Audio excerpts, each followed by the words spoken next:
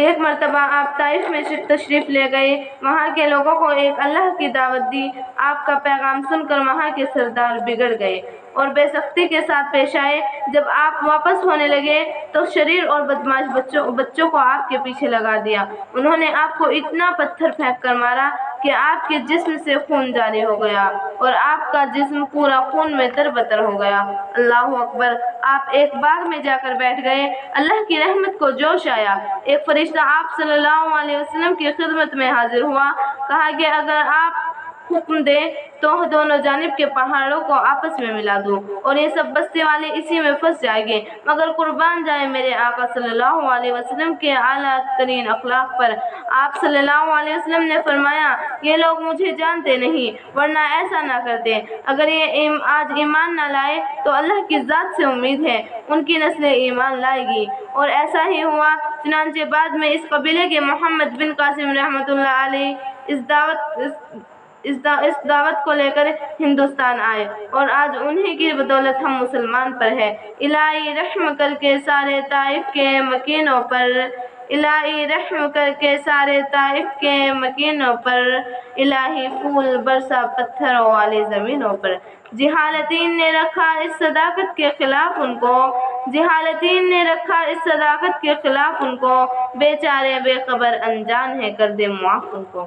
اسی طرح ایک بڑھیا کا واقعہ ہے جو روزانہ آپ صلی اللہ علیہ وسلم کے اوپر کوڑا کرکٹ پھینک دیتی تھی، مگر آپ صلی اللہ علیہ وسلم اسے کچھ نہ کہتے اور خاموشی سے گزر جاتے۔ ایک دن وہ بیمار پڑی۔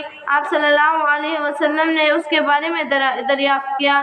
بیماری کی خبر سن کر آپ صلی اللہ علیہ وسلم خود بڑھیا کی عیادت کے لیے تشریف لے گئے۔ بڑھیا نے جب آپ صلی اللہ علیہ وسلم کو اپنے پاس آتے دیکھا تو وہ رو رو کر معافی مانگنے لگی اور اسی وقت ایمان میں داخل ہو گئی۔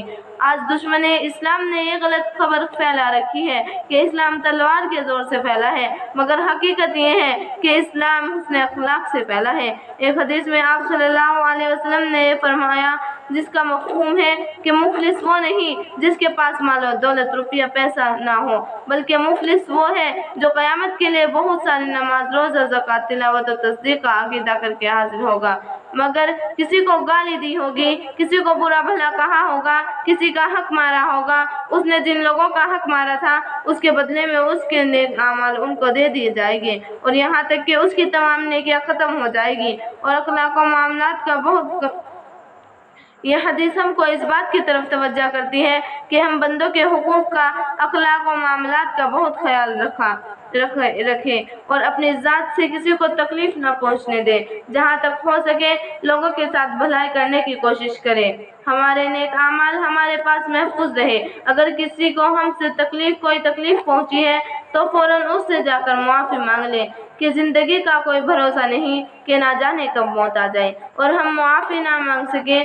اللہ کی بارگاہ میں یہ دعا ہے کہ آج تک ہم نے جن لوگوں کے ساتھ بد اخلاقی کی ہے اس کو معاف فرمائے، اور آئندہ سے ہم یہ عزم کرتے ہیں کہ آج سے ہم لوگوں کے ساتھ بھلائی کا سلوک کریں گے۔